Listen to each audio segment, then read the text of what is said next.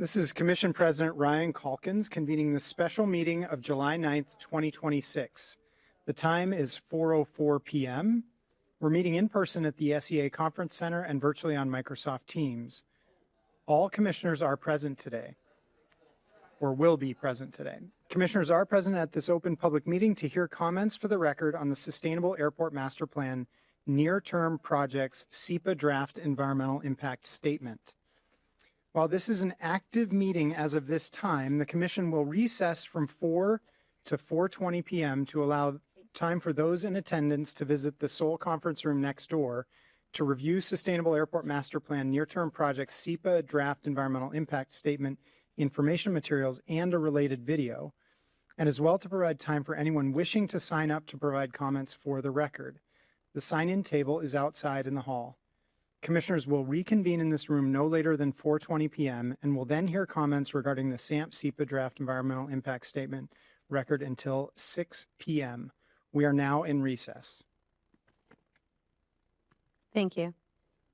So please join us next door to take a look at the documents and the video, and we'll be back at 4:20.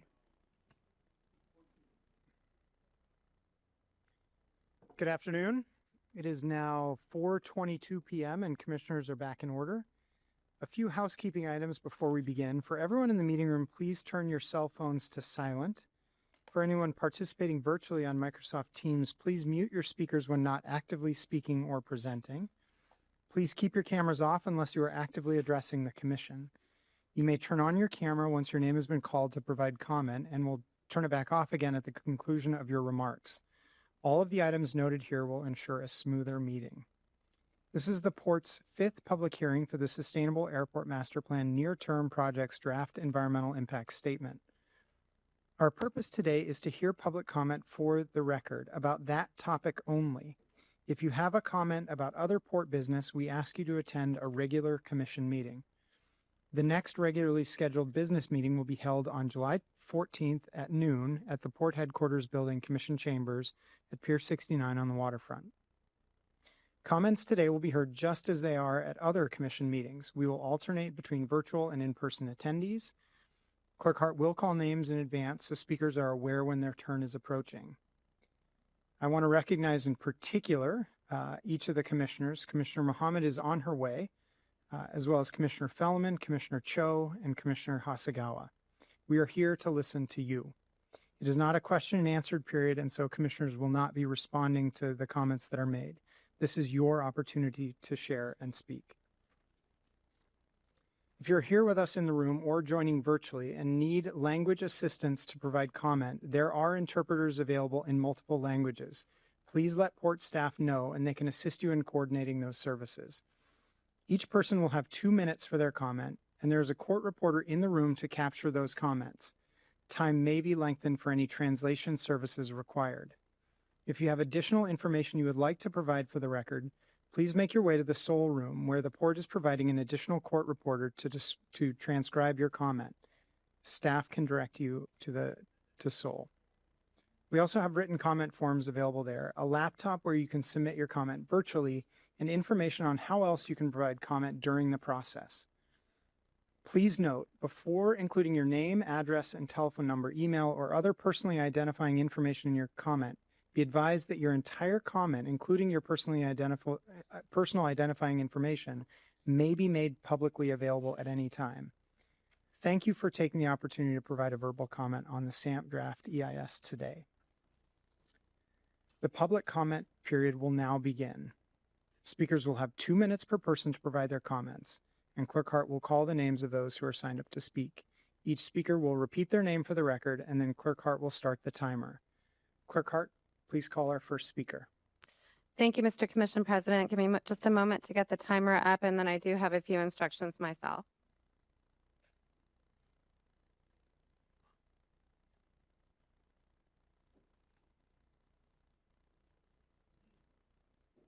Do that again.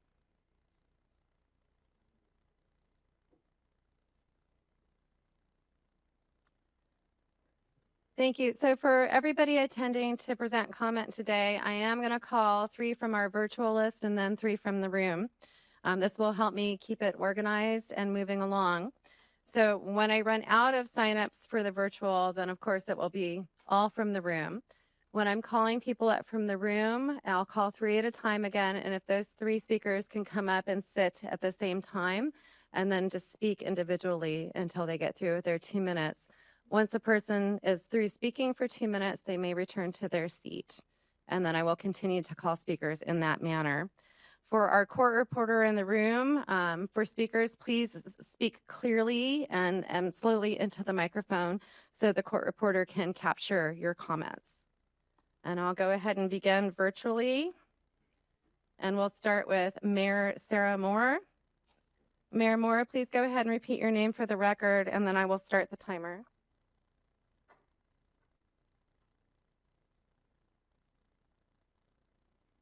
And if you are calling in by telephone, Mayor Moore, please go ahead and hit *6 to unmute.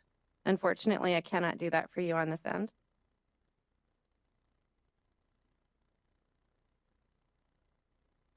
And then I'll move to former State Senator Karen Kaiser. Can you hear me? Is this former State Senator Karen Kaiser? Yes, this is Karen Kaiser. I am former state senator for the 33rd Legislative District.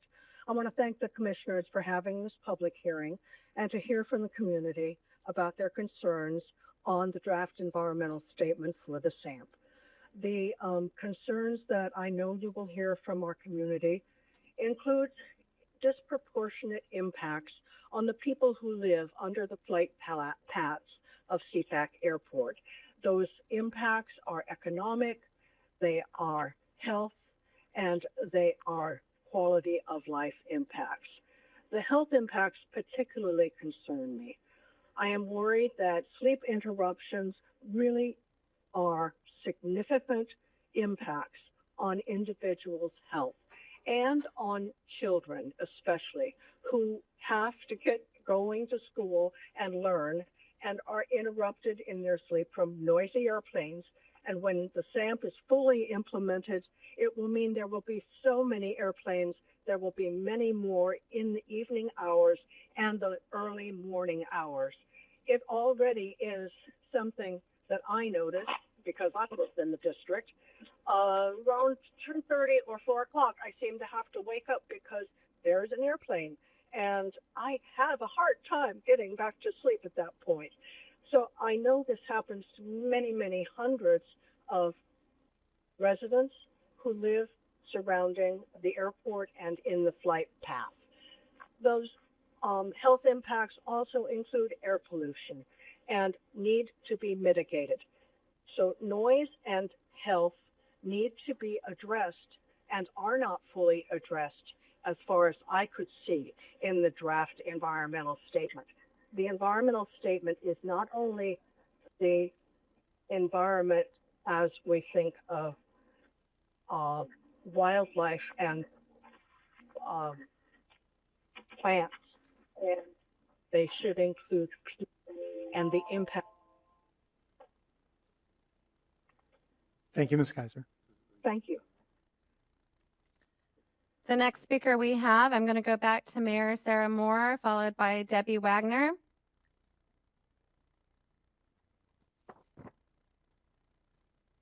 Mayor Moore? Hi, am I unmuted? You are unmuted. We can hear you. Thank you. Good afternoon. My name is Sarah Moore, and as you said, I am the mayor of Burien. This hearing is important for many reasons, not the least of which is that it guarantees that you as commissioners will be hearing from the airport adjacent communities such as mine about the impact increased flights will have on us.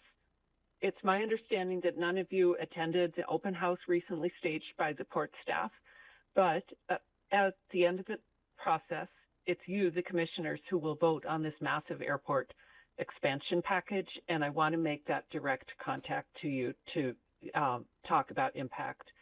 A 30% increase in flight operations at Sea-Tac International Airport will have significant negative impacts on the citizens of Burien and on the city itself.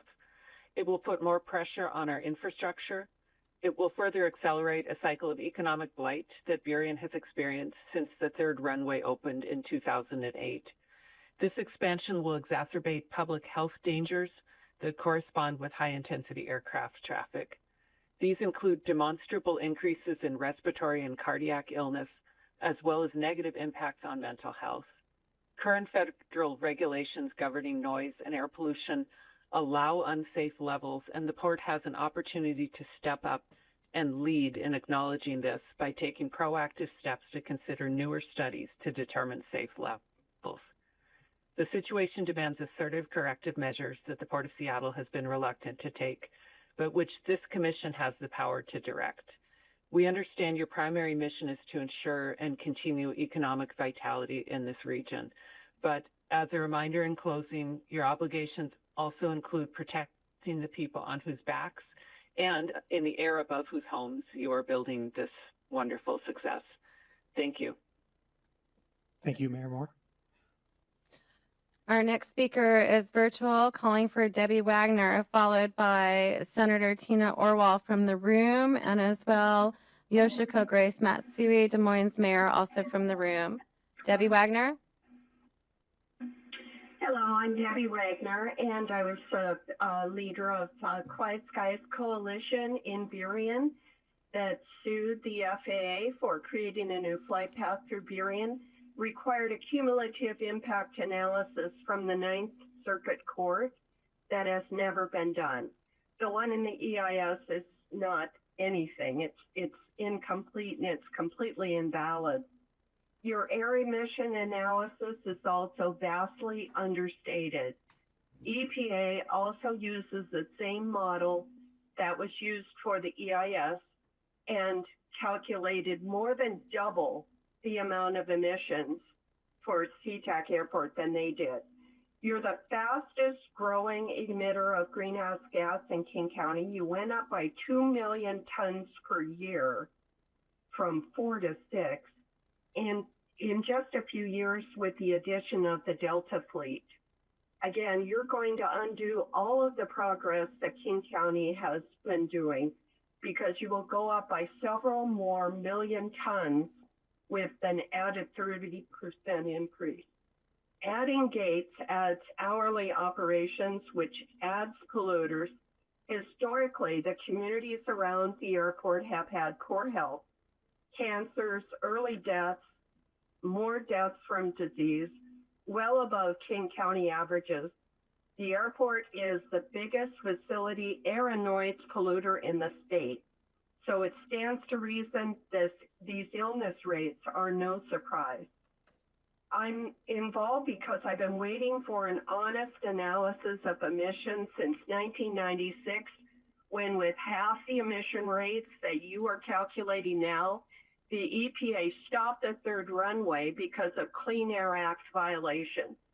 You can't double emissions and have no violations of the Clean Air Act.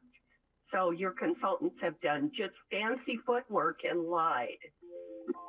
Thank you, Ms. Wagner.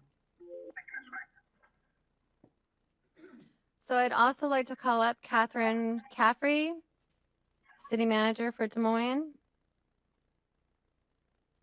And we'll begin from the room with Senator Orwell.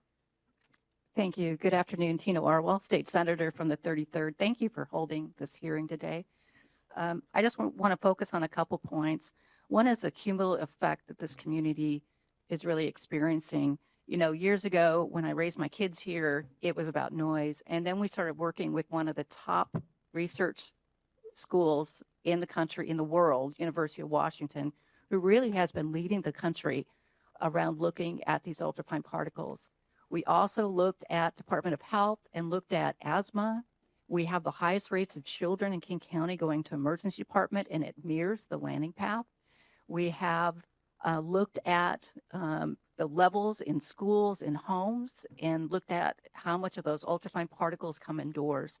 And so again, to me, as we're looking at this isn't about having a thriving airport or a healthy community. It's about doing both and how we partner really to start doing those things around failed port packages, around more HEPA filters in our schools, our senior centers, and for those at risk.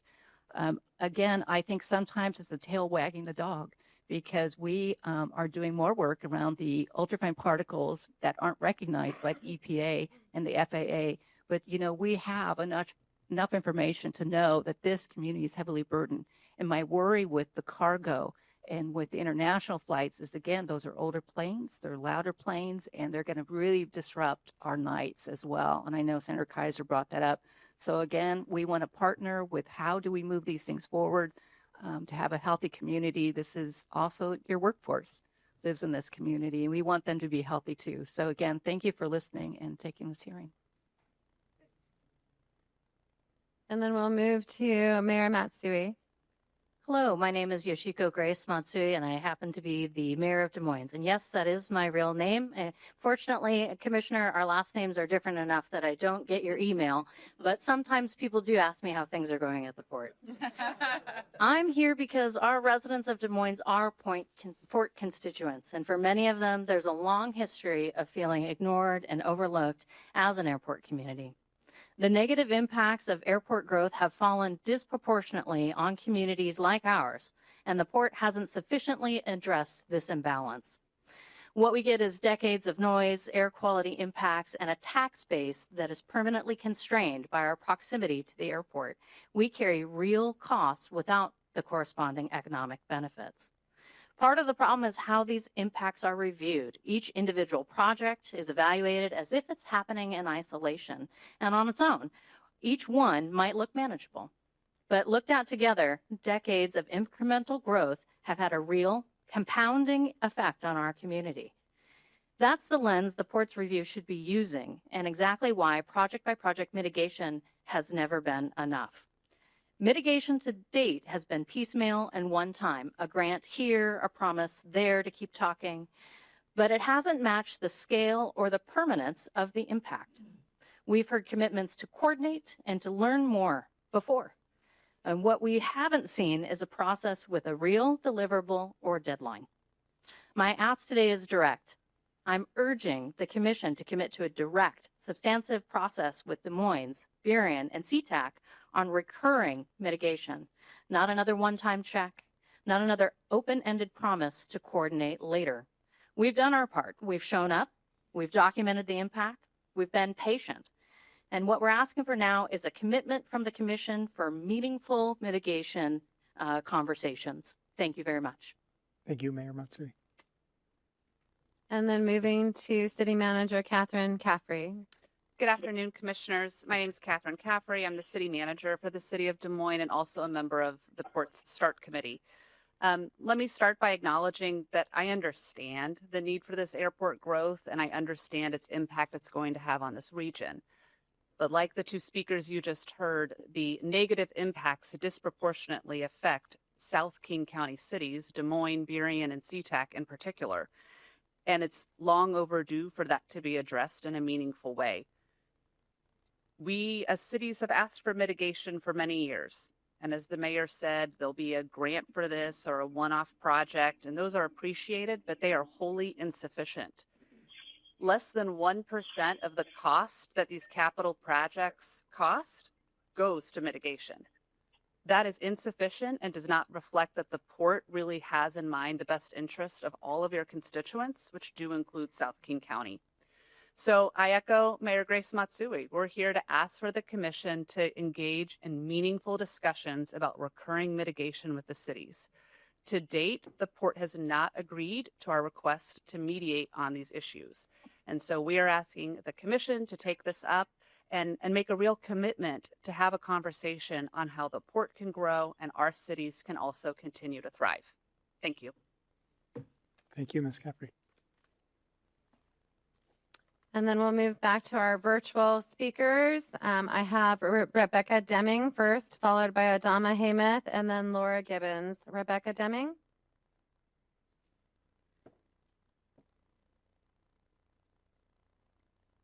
And Rebecca, if you're calling by telephone, it's *6 to unmute.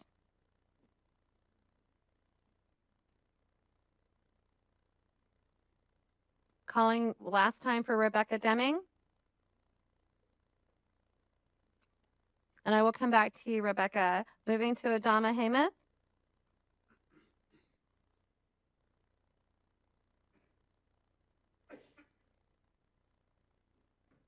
Calling for Adama Hamath.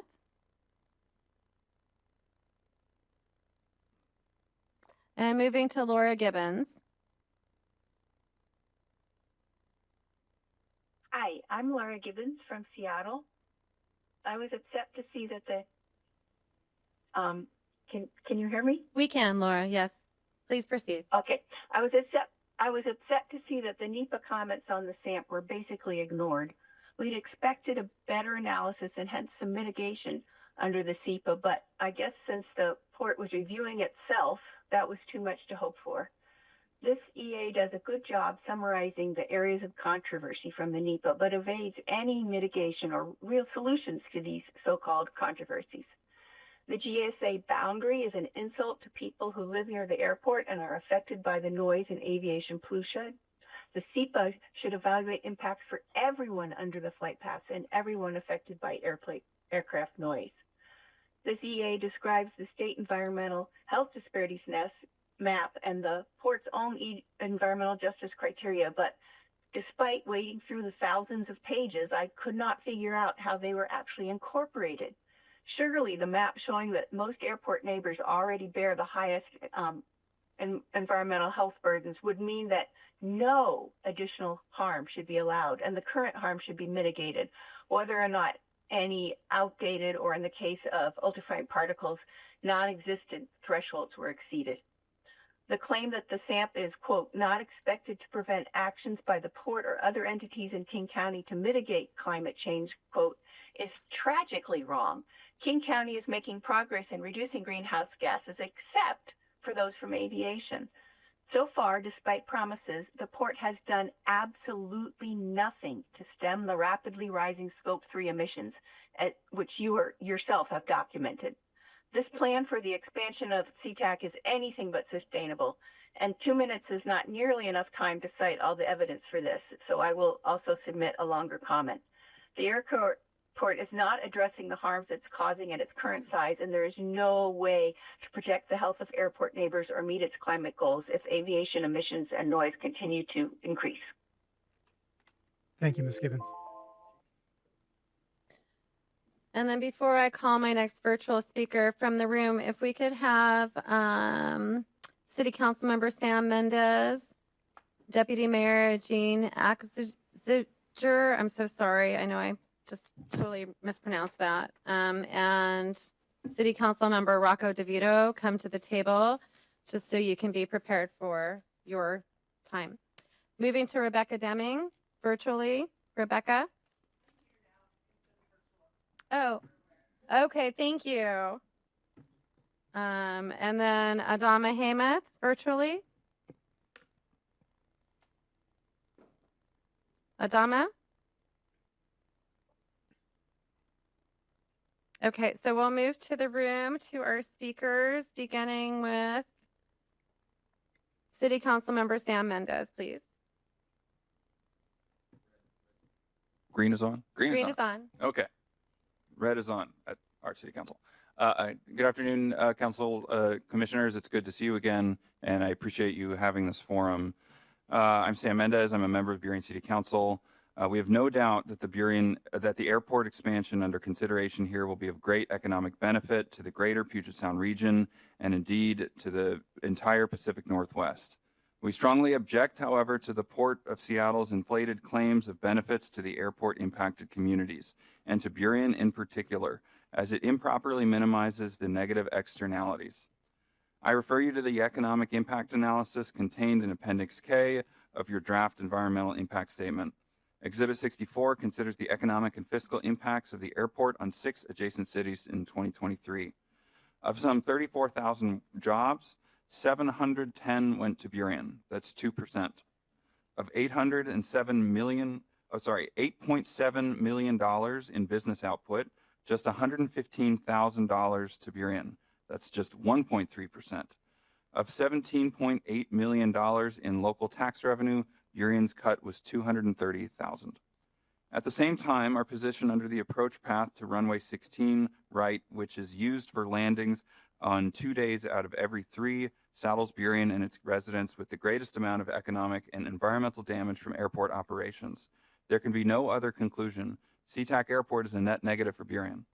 It is your responsibility to address that in a meaningful way.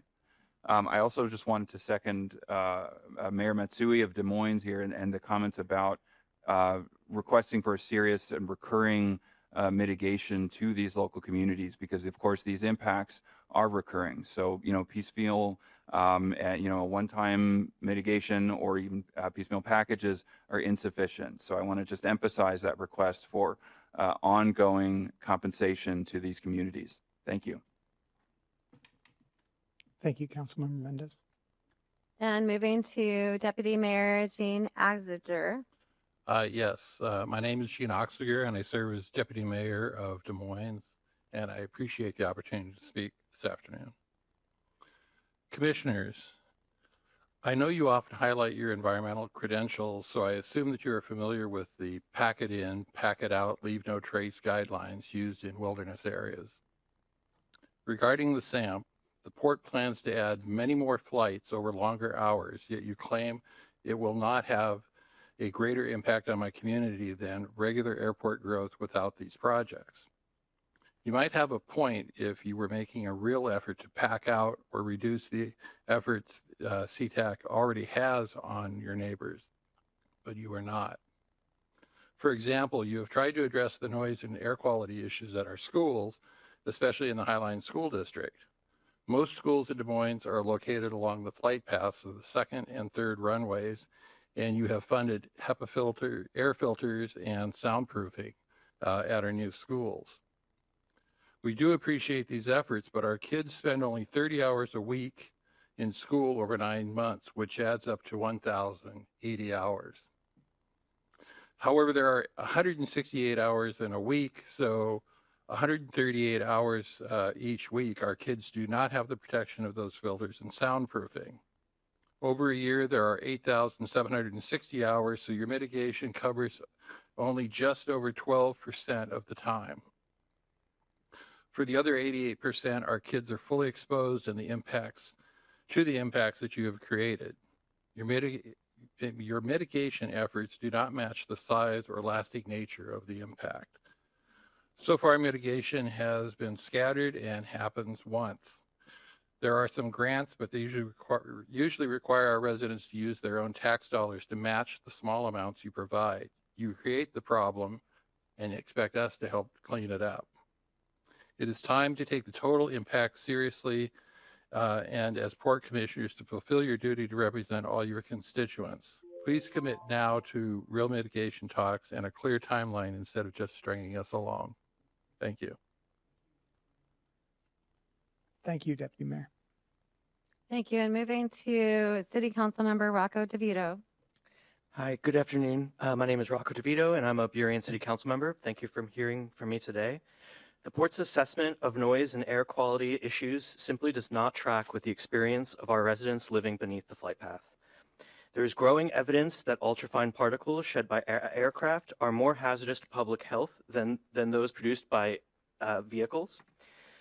The port and FAA declined to address ultrafine particles because, quote, of limited and conflicting data and insufficient context. In addition, there is growing consensus that current noise standards used by the port are not sufficient, but can't or won't be changed without changes at the FAA. This is unacceptable. These are real issues that affect adults and children in our community. I doubt you all would accept this report if you were living underneath the flight path. These additional flights bring more asthma, less sleep, and noisier communities. If the port wants to present itself as a good steward by our communities and does indeed believe that both of these issues deserve FAA changes, as your staff has indicated, then I implore you to stand up with us, work with our communities to lobby our federal officials, fund studies on ultrafine particles, and publicly commit to advancing new FAA policy and funding noise and health mitigation when those policies are implemented. Thank you and have a good day. Thank you, Councilmember. Thank you. Moving back to our virtual list, I'm going to call Mayor Mark Mullet. We'll go back to Adama Hamath and then Scott Kennedy, just so you know in what order I'll be calling those. From the room, if we can have Jeff Harborough, Claire Parfit and Rebecca Deming come to the table, please. So we will move to Mayor Mark Mullet. Mayor Mullet, please go ahead. Yes, hi there. This is Issaquah Mayor Mark Mullet. I appreciate you taking the time to hear testimony today. I will say I was born and raised in Tugwillis, so I grew up a block off of Highway 99, so I understand the perspective that you've heard from the previous speakers today. I would like to share another perspective, and that's as the mayor of Issaquah, our largest employer is Costco. They employ 6,000 people in the Issaquah community. And Costco's a unique company. If you are a vendor somewhere in the world and you want to sell a product within a Costco warehouse, you have to physically come to Issaquah and show them that product. And if you were to drive around Issaquah's hotels, you would see people with random tents set up demonstrating a variety of different things that you could buy at a Costco, because they do make the Costco buyers actually make these people kind of show up in person and share these products. And I think it just kind of highlights that the economic growth of the Puget Sound is 100% reliant on an airport that can handle, the volumes that we need to be able to handle. And I would say my experience, when I was in the state Senate, I worked with Senator Kaiser, who was very passionate about supporting this community down here. I did find that the Port was actually a partner on making sure we did do mitigation projects. So I know from my Senate experience that, as these expansions happen, that the Port has been open-minded about understanding some of the investments that have to be made alongside. And I would say during my 12 years in the Senate, we had so many studies on finding a greenfield project for an additional airport in Western Washington. Every single one of those came up with a dead end. I don't think anybody can say, if they're being intellectually honest, that that's ever going to happen in our lifetimes. And I do think, though, the combination of this additional terminal at Sea-Tac, and in my conversations with Executive Summers in Snohomish County, there has been a sea change. And Payne Field, I think, for the first time in recent history, is actually open to additional, flights going out of Payne Field. And I do think there's a vision between this expansion, the Sea-Tac terminal, and taking better advantage of Payne Field in the future, that we can actually support the economic growth that makes the Puget Sound community thrive. And that's why, as the mayor of Issaquah, I'm actually supporting this expansion project. Thank you very much. Thank you, Mayor Mullet. Thank you. Our next virtual speaker, calling again for Adama Hamath. And Adama, if you're joining us via telephone, it's *6 to unmute.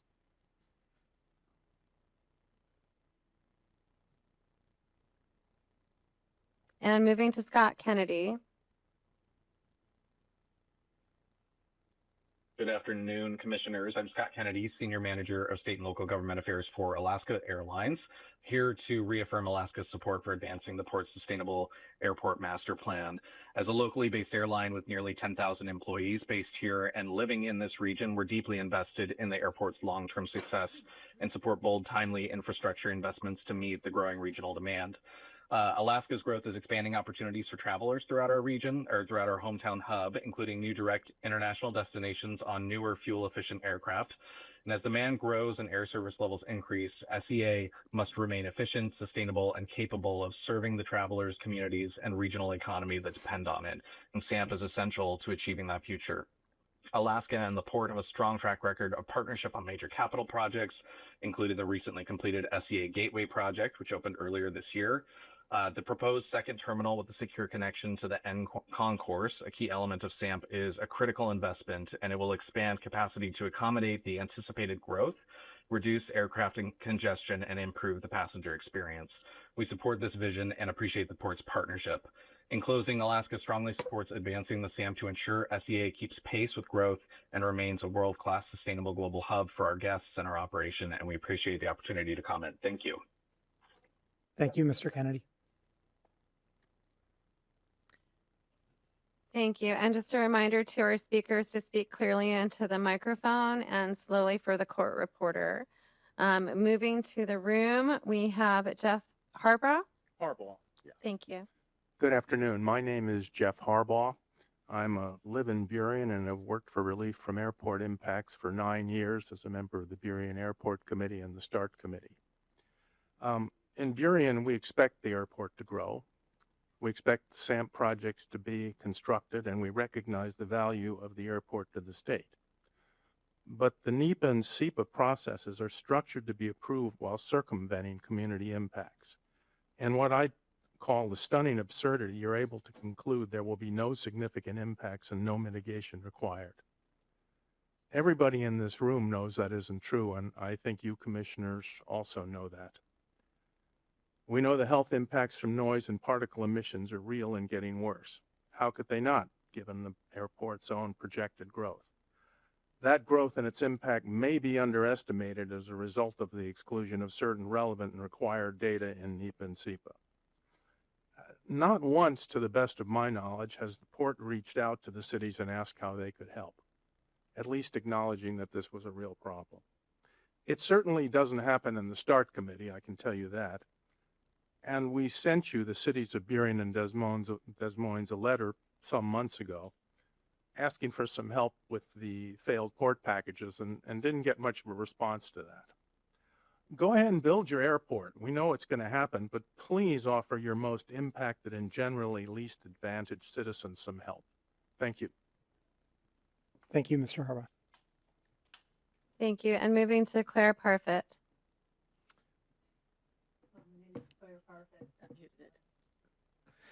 My name is Claire Parfit. I'm a 21-year resident of Des Moines. I'm speaking on behalf of myself and also the organization Defenders of Highline Forest, which I've been heavily involved with for the last 2 years.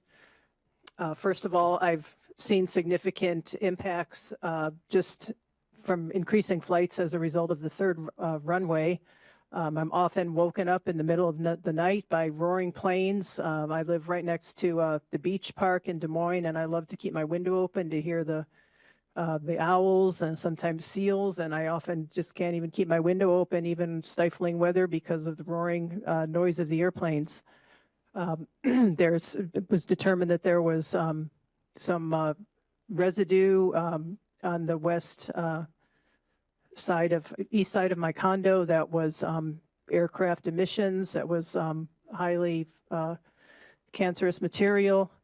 I also was involved in the fight to preserve land on 216th Street from development of a warehouse, and there's been no mitigation for any destruction of land, the natural environment, which also adds to the impact of air pollution from trees, of heat loss, and filtering out harmful pollutants, carbon monoxide. Imagine the devastation of somebody I know who just bought a house right next to the green belt that was torn down. He had no idea that this warehouse was going to be built, and he had a green belt in his backyard. Now he has a warehouse, and no communication from the port that was happening in advance. Also, somebody in my organization has brain cancer. She lives right under the flight path, and she mentioned that a member of every household on her entire street has a cancer. To me, that is much more strong evidence than a merely anecdotal rate of cancer. I see the impact to my community. You can't even have a conversation in a restaurant in Des Moines. People live under the flight path. You can't have a conversation. You have to go inside. So that's my personal experience. Thank you. Thank you, Ms. Parfit. And moving to Rebecca Deming. Hi, I'm Rebecca Deming. I'm the Community Development Director with the City of Des Moines. I'm also the SEPA responsible official with the City of Des Moines. I'm here to speak about the SEPA document and how it affects the city. Des Moines has experienced airport-related impacts for many years, including aircraft noise, overflights, air quality concerns, traffic disruptions, and pressure on the community's quality of life. SAMP should be evaluated on the long-term context. For residents, these impacts are experienced cumulatively. Aircraft noise, construction noise, roadway traffic, emissions, truck activity, and land use conflicts do not occur in separate categories in daily life. They combine to affect sleep, health, travel, outdoor activity, parks, schools, neighborhoods, and overall livability. We are very disappointed in the draft EIS. We know there are citizens in these cities adjacent to the airport who are and will be severely impacted by this project. There is not no impact. And simply speaking, this is wrong. Not only is information withheld, but we are not being given enough time to review the EIS. The cities have repeatedly asked for more time, and we are told either no or it is just under consideration. We need an extension granted now to give us citizens and us more time. The port has had years to prepare the document. It will affect people for decades, and it's thousands of pages. You have given the public only 60 days, and it includes multiple holidays in that review. Thank you. Thank you, Ms. Deming. I will go ahead and move back to our virtual speakers. However, let's get the table in-house queued up with Kevin Casey, Linda Wong, and Lindsay Harris, please. Moving back to our virtual speakers list, calling one more time for Adama Hamath. Adama, if you're calling in by phone, it's *6 to unmute. And I will come back to Adama when we're through with the rest of the list. Moving in this order to Stuart Jenner, Diana Leo, and Lars Erickson, beginning with Stuart Jenner. Thank you. I'm Stuart Jenner. I reside in Normandy Park. I am also a volunteer blogger for a website called the Highland Journal. A port commissioner recently stated environmental justice is a small topic. That, sadly, is very revealing about the attitudes of the port. 60 days goes very fast when the data is from different years with different definitions. Some from 2022, 2024, various other years are in there. There's no overall search of all these documents, these 6,000 pages. Multiple port employees have not kept promises made at open houses to reply to emails with follow-on questions that I have. Completely missing from this sustainable airport master plan is the definition of sustainable. How is this plan any different from any other extension plan? Well, there's no demand management of airplanes or people getting to the airport. Seattle has trip and parking reduction as essential strategy. The port strategy is completely opposite. All you're doing is adding parking and roads. You should explore off-site check-in like Boston. You should do some other things.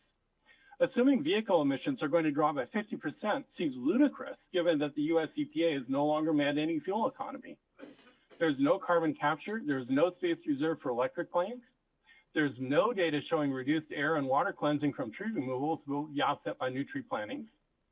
And is SAF really going to have a significant impact on air quality, or is it just a feel-good talking point? This plan claims no significant impacts. So what are the tipping points or health dangers? An example of the vagueness of this is in Appendix C, air quality. When passengers board planes or workers are at the tarmac, are they exposed to more than 9 ppm of CO2? Can't tell from what's in the data here. By looking only 5 and 10 years out and ignoring longer-term impacts from the entire build-out of the master plan, this plan is misleading. There are no upper bounds on what we're headed for with CO2, GHG, or other pollutants. Using tons of pollutants when the air pollution levels are specified in parts per million makes it very hard to figure out what the real impacts are going to be. Page 6 has levels of air quality ppms, but where are the ppm tables for the airport under these plans? The only data appears to be on page 469, but that's data collected away from the airport and not the tarmac.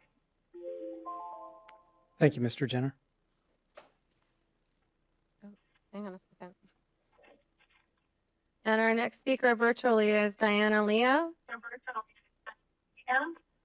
Hi, can y'all hear me? We can. Great. Hi, good afternoon, commissioners. My name is Diana Leo, and I am the Vice President of the Government Affairs for the Bellevue of Chamber of Commerce, representing hundreds of employers across the East Side. We're encouraged by the breadth of voices at the table today. SEA's future is not a Seattle issue, it's a regional issue, and it deserves this commission's full support. For Eastside employers, from global technology companies to small exporters, connectivity is everything, to vendors, to customers, to talent. SEA is the gateway that makes that possible. One reason our region became a global leader in innovation and commerce is that we've had an airport equal to our needs. That advantage is now at risk. SEA handles 53 million passengers a year today, a number projected to reach 57 million within the decade. Those travelers are coming whether we're ready or not. The question is whether they arrive at a world-class airport or a congested one that turns opportunity away from our region. The port has done impressive work maximizing today's facilities, including improvements delivered ahead of the World Cup.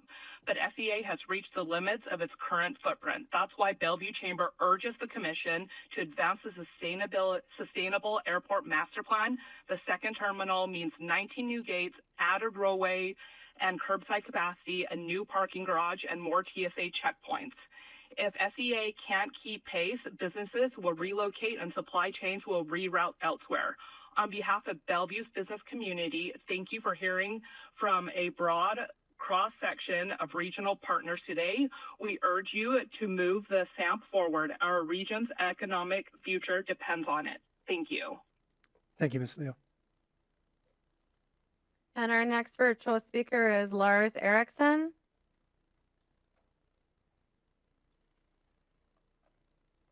Good evening.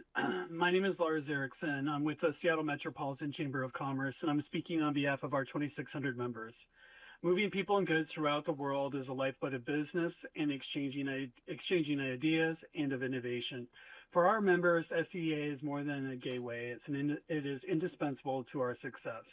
Our employees, business partners, and customers depend on the access that SEA offers.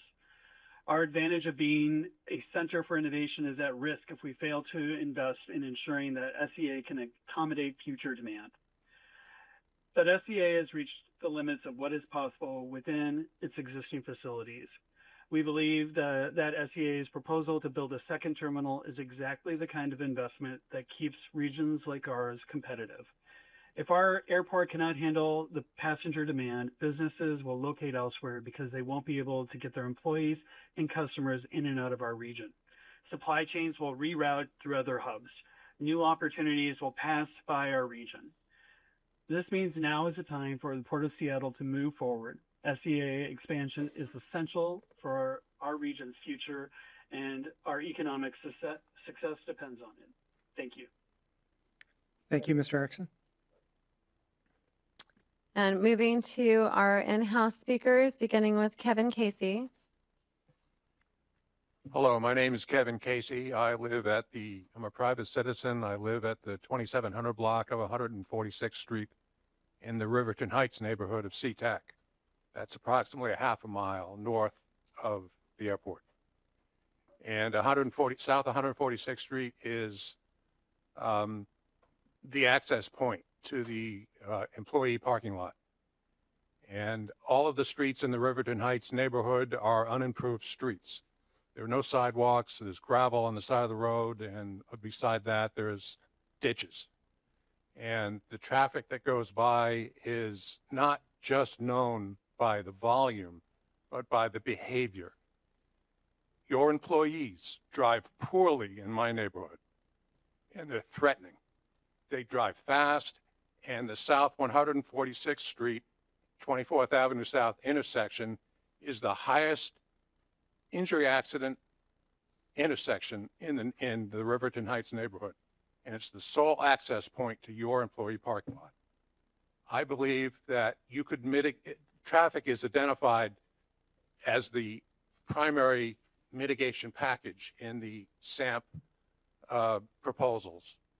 I understand the passion for all the other opinions that have been expressed here. But traffic is not just quantified by the volume of traffic. It's qualified by the behavior of the people who use the Riverton Heights neighborhood as a speed throughway to get to the employee parking lot. And I believe an adequate and appropriate mitigation package would be to reconfigure the access to the employee parking lot solely off of South 24th Street, South 24th Avenue South, and remove the access on South 146th Street. Just simply remove it. All the traffic can go into the parking lot through that reconfiguration and spare the Riverton Heights neighborhood from your employee behavior. Thank you, Mr. Casey. Our next speaker is Linda Wong.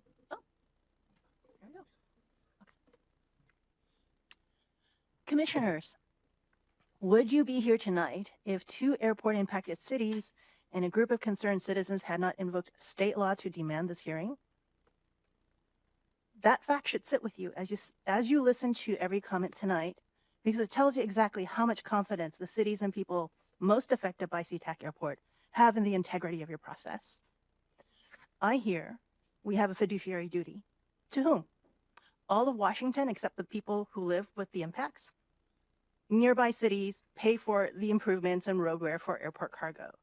Their economies pay when people are sicker and can't work. They pay healthcare costs, not the port.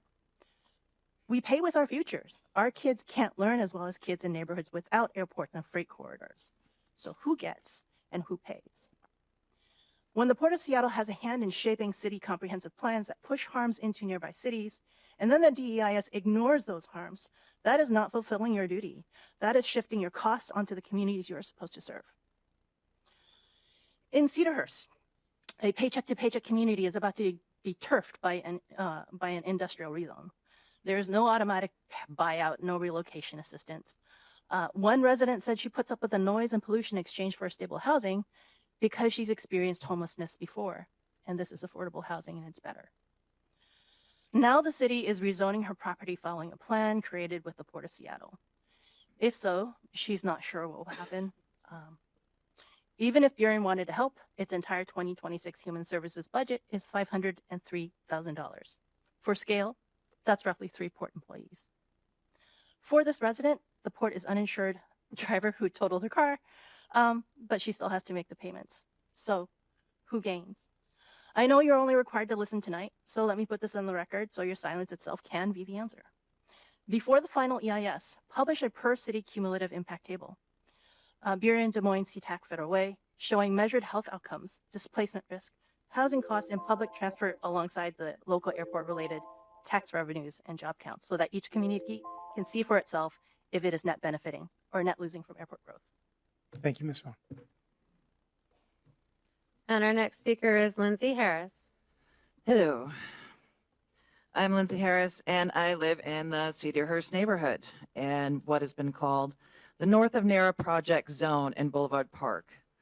Currently, we are facing a double impact from both the Sustainable Airport Master Plan and major city zoning changes driven directly by airport compatibility.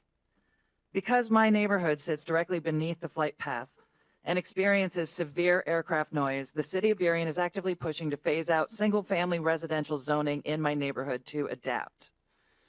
My neighborhood has been mapped as being incompatible with airport usage, and city staff have followed the airports and compatible land use guidebook as a map to push this forward.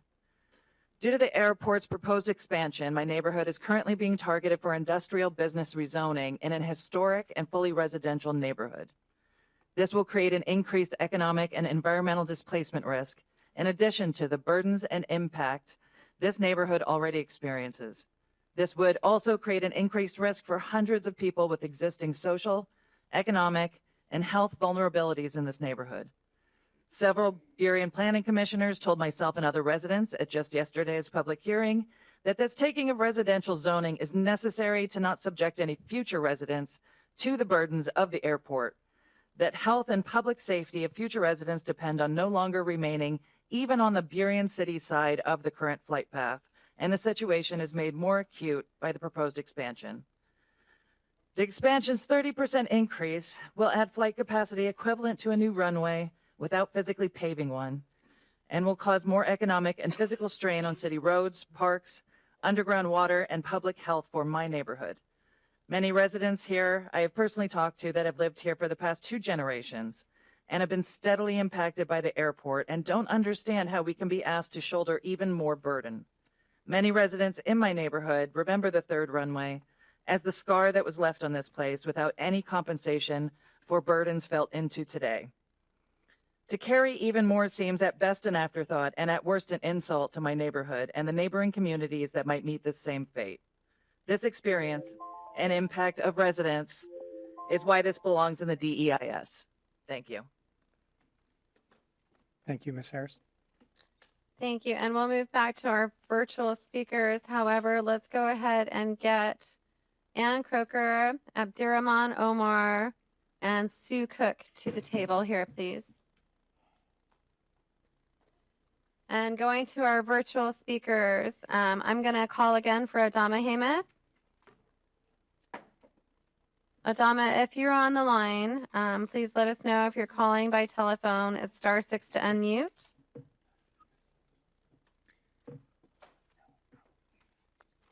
Okay, and then I'm going to move to Seraphy Allen, Dan Lipinski, and Michael Whitty in that order, beginning with Seraphy Allen, please. Good afternoon. My name is Seraphy Allen, and I am the Deputy Director of Planning and Community Development for the City of Redmond, and speaking at the request of Mayor Angela Burney, who is unavailable today. I would also like to note that I live in South Seattle along the flight path and personally appreciate the port and all the public testimony I've heard in taking the time to grapple with this challenge of how to manage our region's growth. As stated, our region has grown dramatically, bringing jobs, people, and economic strength. But as we know, with our current housing crisis, growth also brings challenges when infrastructure doesn't keep pace. Long-term planning is essential, and maintaining a world-class airport is a part of that responsibility. SCA was built for 30 million passengers. It now serves 53 million, and with 57 million expected soon. This growth will continue whether we prepare for it or not. The proposed second terminal is a necessary, responsible investment that will reduce congestion, improve traveler experience, and support economic vitality. Importantly, the project is funded through airport revenues and grants too, and does not require any local taxes. Redmond's innovation economy relies on global connectivity. Our businesses, residents, and workforce depend on an airport that can reliably move people and goods. Without expansion, we risk losing opportunities and competitiveness to other regions. And this is the moment to engage, ask all these questions I've heard, and support smart infrastructure planning and mitigation efforts. SCA's expansion is essential for the future we know is coming, and the port needs our support to plan ahead. Thank you for the time. Thank you, Ms. Allen. And our next speaker is Dan Lipinski. Good afternoon. My name is Dan Lipinski with Air Pros. I'm the airline technical representative here at SCA, and my comments today are on behalf of all airlines currently serving SCA. SCA Airlines have been following the progress of the Sustainable Airport Master Plan since early planning began in 2014. Airlines are eager to see SAMP progress out of the environmental review stage, since this represents a critical milestone that all future development relies upon. SAMP is an extremely important element for improving the customer experience at SCA.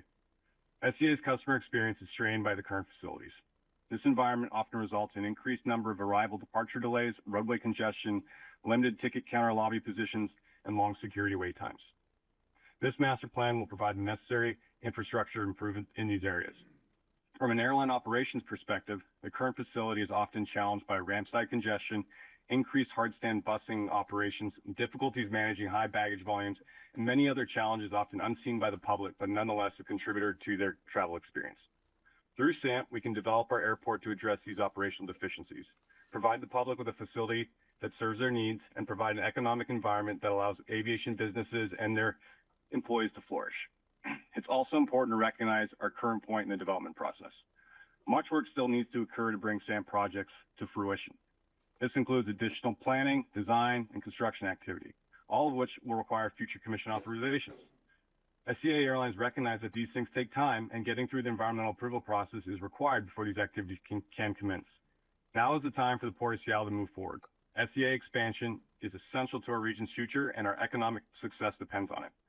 SCA's airlines are looking forward to partnering with the Port of Seattle as SAMP proceeds into its next stage of development. Thank you for your time.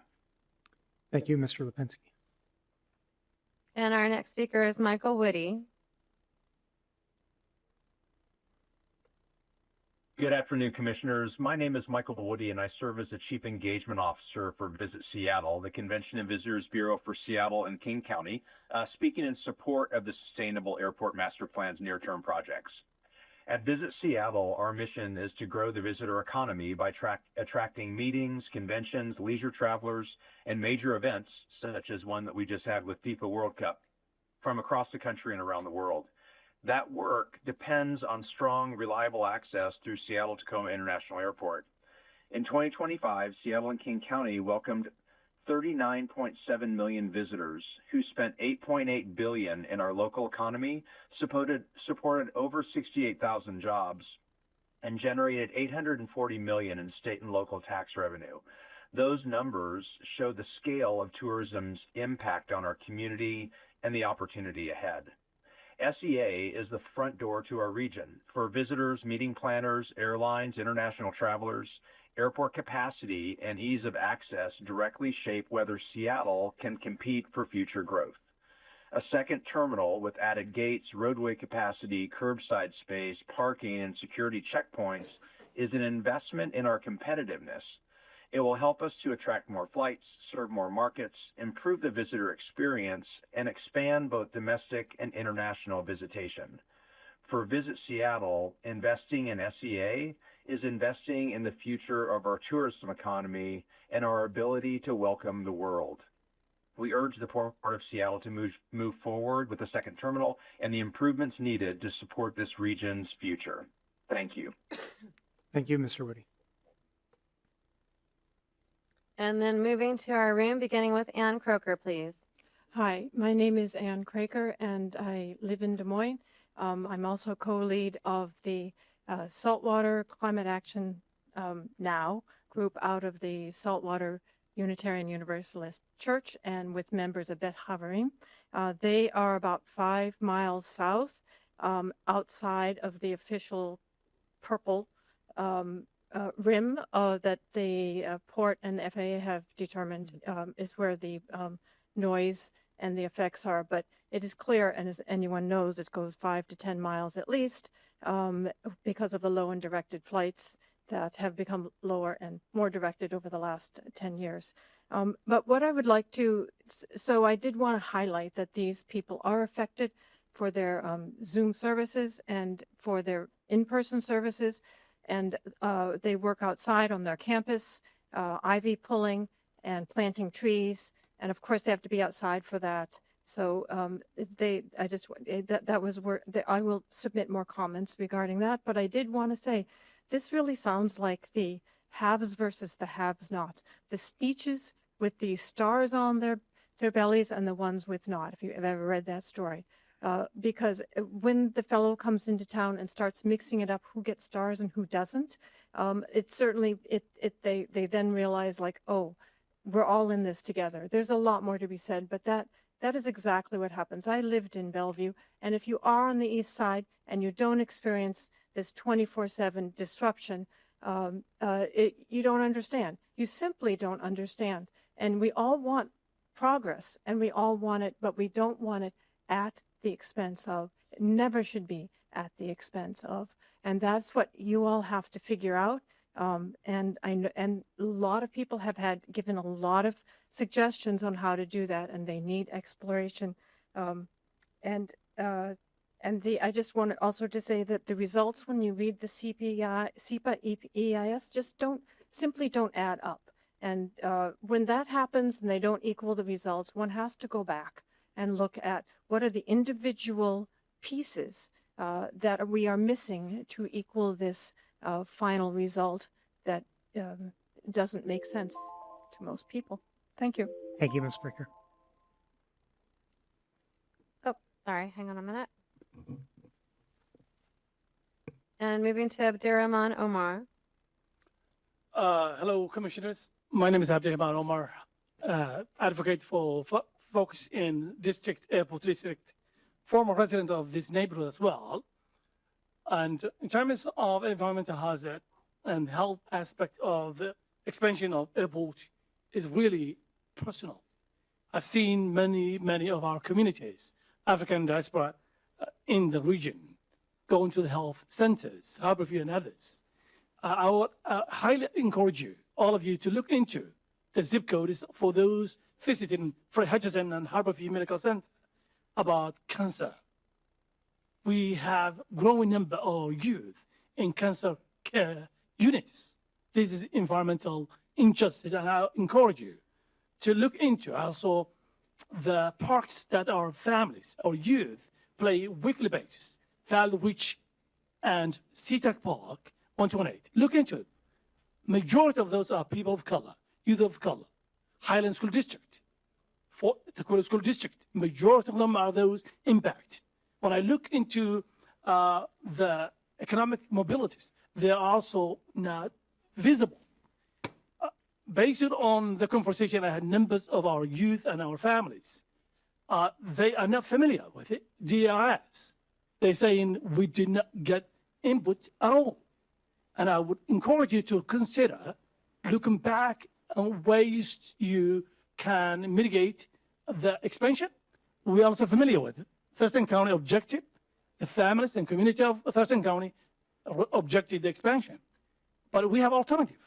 The basic economic theory is utility maximization. That's a class I took more than 20 years ago, market economics. The resources are limited, but let's use what we have in a more effective way without jeopardizing the health and economic well-being and longevity of our communities. I'm echoing and supporting Senator Tina Orwell, and others who speak against the expansion. Thank you for your time, and thanks for considering our perspective. Thank you. Thank you, Mr. Omar. And then our next speaker is Sue Cook, please. Hello, can you hear me?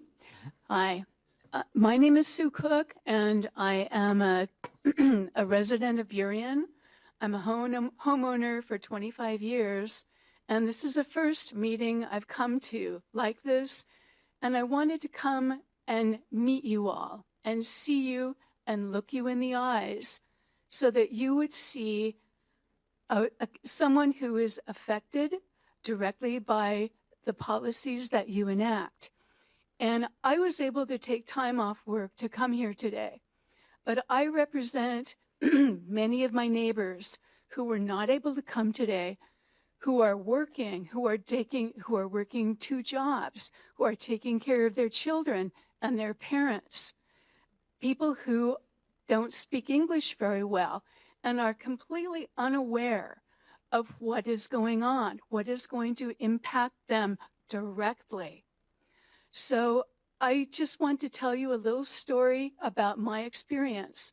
When I moved to Des Moines, to Burien 25 years ago, it was a house that I could afford. It was a nice house with a nice yard in a nice neighborhood.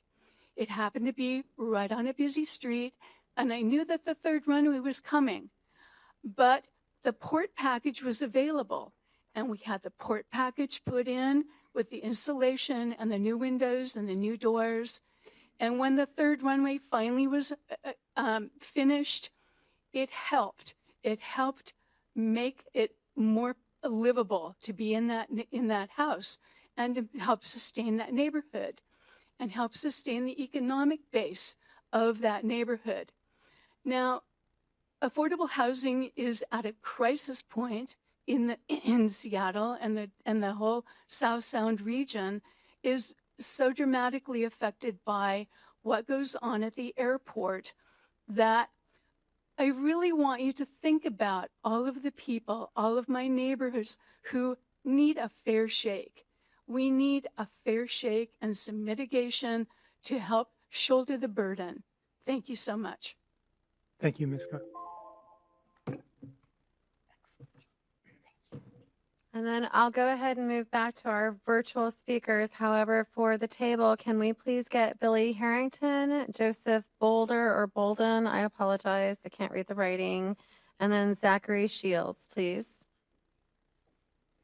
And then moving to our virtual sign-up list, I have Dennis Sills, followed by Kelly Coughlin Games, followed by Maria Randazzo. So beginning with Dennis Sills, please. Thank you and good afternoon, Commissioners. My name is Dennis Hills. I'm the Vice President of Advocacy for the Downtown Seattle Association. On behalf of our more than 2,000 members, I want to express our strong support for the SAMP. DSA submitted a letter on June 22nd with our full comments. Seattle-Tacoma International Airport is the front door to our region and a critical economic engine for downtown Seattle. The World Cup demonstrated just how important that role is.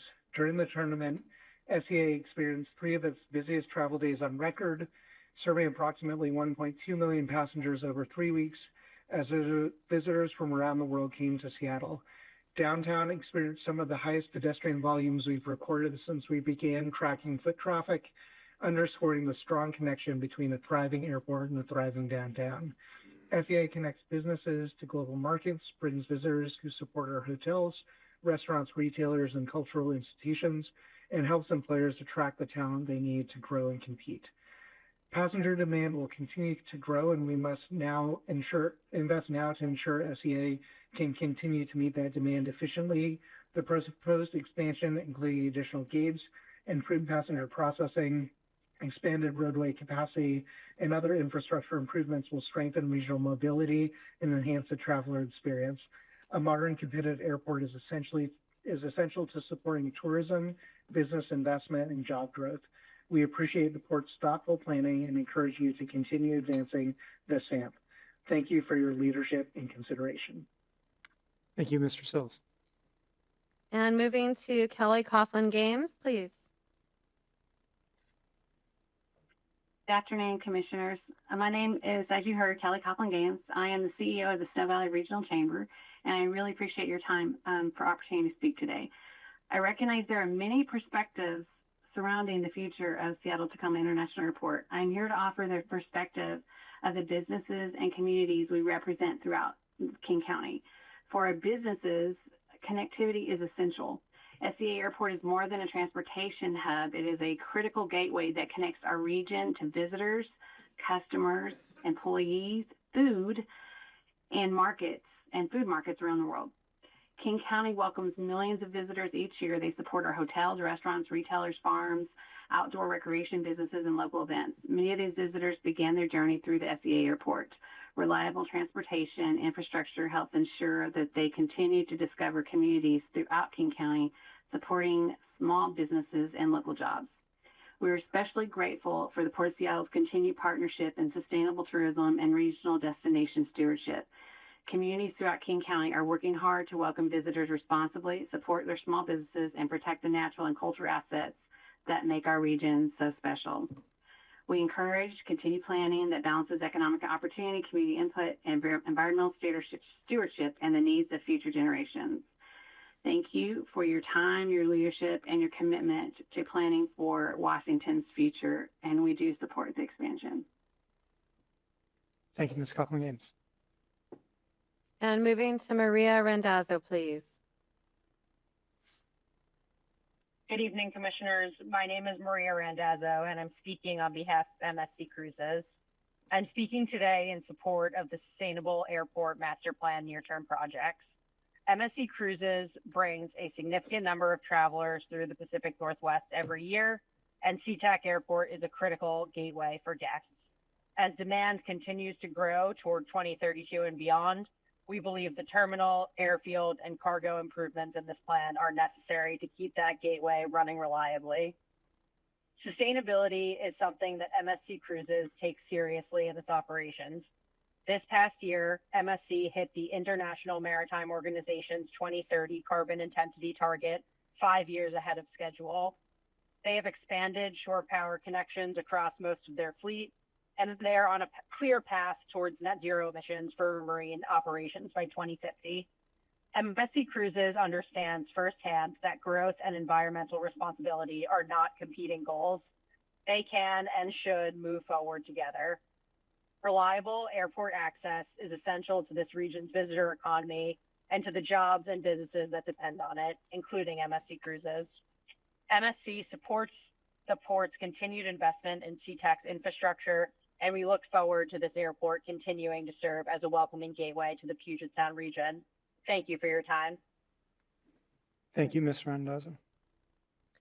And before we move to our in-house speakers, I'm going to call for Adama Hamath one last time. Calling for Adama Hamath. Mr. Commission President, members of the Commission, that concludes our virtual sign-in sheet. Okay, moving back to the room, I do have Billy Heatherton. Thank you. Good afternoon, Commissioners. My name is Billy Hetherington. I'm proud to represent Lyona Local 242, which we are a neighbor to the airport just down 99 in Des Moines. Here today to support the 31 projects and the Sustainable Airport Master Plan. And there's been a lot of experts that have come up here. I'm not an expert of everything, but I do want to speak to my passion today.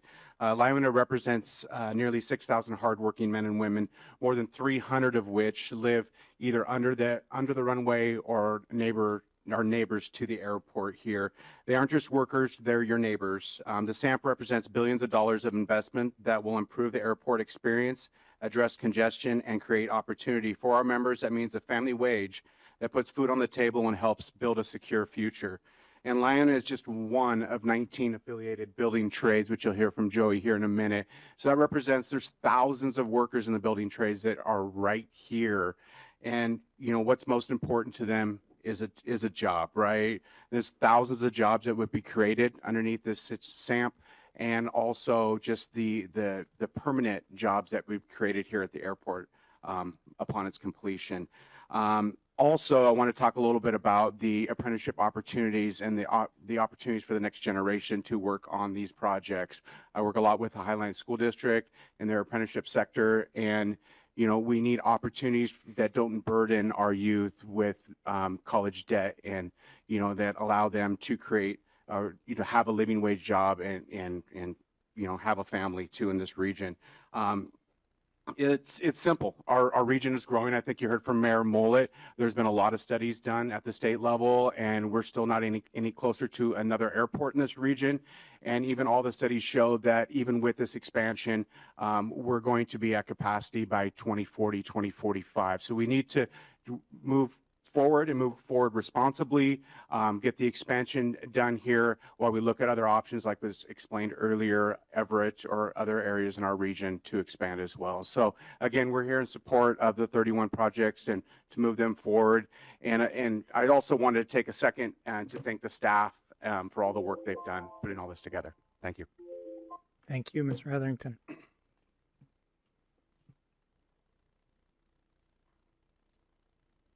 Struggle bus with the timer. Give me a moment. Okay, moving to Joseph Bolden. Good afternoon, Commissioners. My name is Joey Bolden, Assistant Executive Secretary with the Seattle Building Trades Council. And we, along with our affiliated union membership, are in support of the Sustainable Airport Master Plan near-term projects. These projects will provide many good paying jobs and benefits for workers and their families in and around King County. These projects also require apprenticeship utilization, which Billy just mentioned, which helps starting construction workers around the area build their careers while gaining extensive on-site training. Not only that, but the Poor Project Labor Agreement uses priority hire programs for young workers who successfully passed a pre-apprenticeship program in the local areas so that workers can actually live while earning high-paying wages in the areas that they work. People like to speak about addressing affordability in the area. Well, good paying skilled labor jobs help to mitigate that issue. Please continue to support the plan. Thank you. Thank you, Mr. Bolden. And moving to Zachary Shields. Good evening. Thank you for the opportunity to comment, Commissioners. My name is Zach Shields, and I am speaking as a senior planner for the city of Sea-Tac. Among other responsibilities, I sit on the START Aviation Noise Working Group, as well as the Part 150 Technical Review Committee. First, I'd like to say that the city appreciates the work that went into this SEPA DEIS, but we remain concerned that it does not fully disclose or evaluate the long-term consequences of the proposed 31 SAMP near-term projects. SEPA is designed to support informed decision-making, and that requires a clear analysis of direct, indirect, and cumulative impacts, plus a meaningful look at alternatives and enforceable mitigation. In several key areas, the DEIS falls short.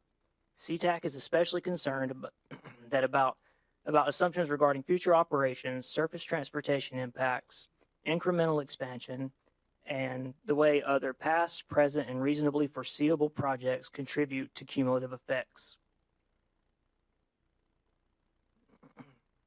Airport expansion affects our local streets, our neighborhoods, businesses, housing plans, public infrastructure, emergency access, public health, and long-term land use decisions.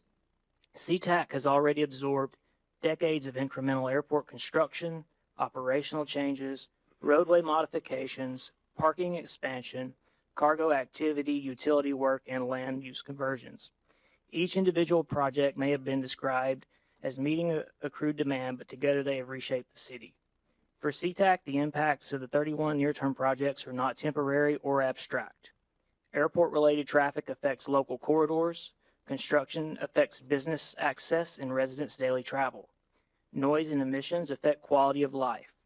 Port-owned land and aviation-related constraints affect housing, redevelopment, and the city's ability to implement its comprehensive plan.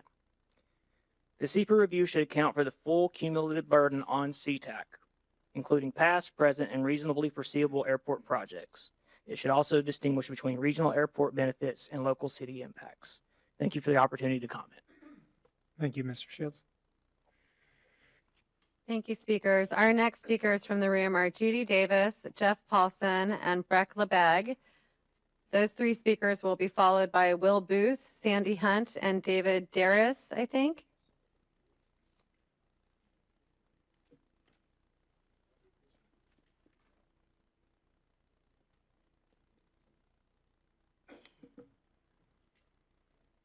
And on the list, we will begin with Judy Davis.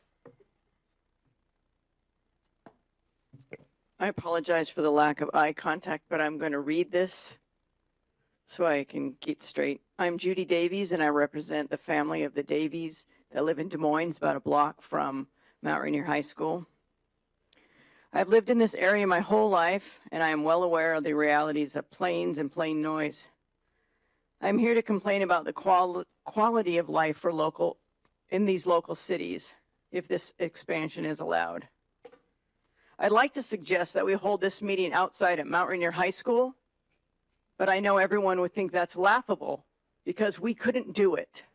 Because every few seconds, we would have to stop and wait about 8 seconds before we could continue to talk. And we'd have to wait again and again. This expansion would make our skies even more noisy and unbearable. Of course, people who are making money will try to continue to make that revenue and actually make more money if possible. And who wouldn't want to jump on the coattails of that and make money too? So of course, the port wants to expand, even at the expense of these people and their families. This decision requires ethics, humanity, and self-control. Personally, I think planning this expansion is shameful. Every city with 2 airports at some point says, enough, we have to find a new location. And there's pushback and pushback. But eventually they do find something and they make it work.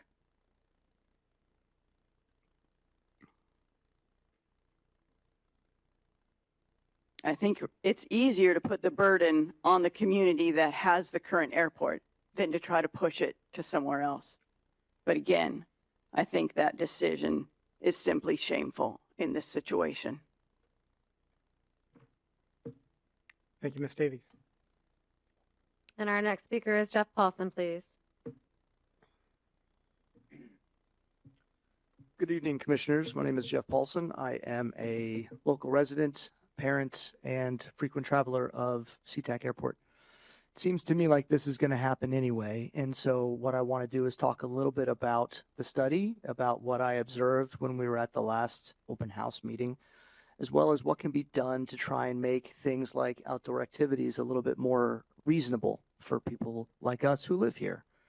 Going back to the initial comment regarding the study, we were at the open house a couple weeks ago. I think I talked to maybe 1 or 2 of you guys, and the gentleman we were talking to indicated that there will be no noticeable noise increase, despite the fact that there's going to be between a 20 and 30% increase in airplanes.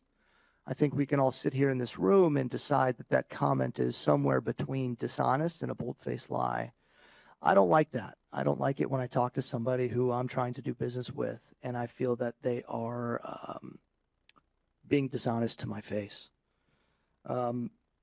Second part of that is when we learned about how the study was incorporated, we were told that the noise measuring devices were only found or measured indoors, which I think is an important aspect.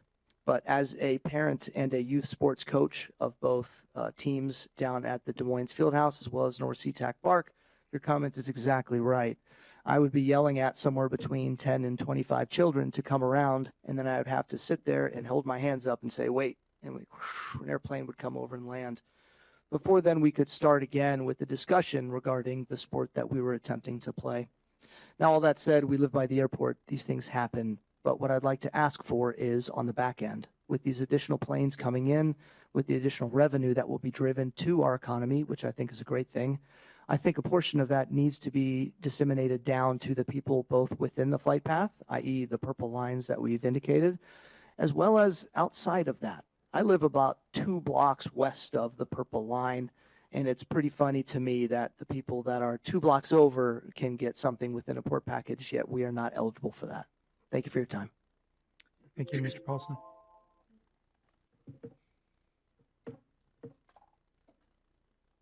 And then our next speaker is Brett Lebeg. Thank you. Greetings, Mr. Chair, members. I'm Dr. Brett Lebeg. I'm a co-chair of the Climate and Health Task Force of Washington Physicians for Social Responsibility. As a 30-year Air Force flight surgeon, I loved flying. But now we know that burning fossil fuel produces PM 2.5 particles that cause heart and lung disease, dementia, and premature deaths. Because transport is the largest source of carbon emissions in Washington, transport policy is health policy. That's why a doctor's here talking to you. Aviation is the most energy-intensive particle emitter per passenger mile. Those harms and real money costs are silently shifted to airport communities and the healthcare system without informed consent to treat the increased illness, and it raises insurance costs for all of us. The UW study told us that Sea-Tac residents have 2 to 5 years shorter lifespan. In plain language, those planes are poisoning these people. What to do? Washington law and climate science requires us to reduce emissions. We call on you to ban short hop flights, cap total number of flights, and do not expand the airport for our health. The alternative, trains are the least energy intensive and lowest emitter per passenger mile. WPSR says more trains, not more lanes, and not more planes. Rather than expand the airport ops and increase flights, we advocate rapid mode shift to rail, more north-south Cascades trips, and restore Seattle to Pasco passenger trains like we had until 1980. If we keep doing what we've been doing, we'll get more of what we got. You know that old saying. So we ask you to choose healthy transport policy. Thank you in advance for maintaining public health. Thank you, Mr. Lebeg.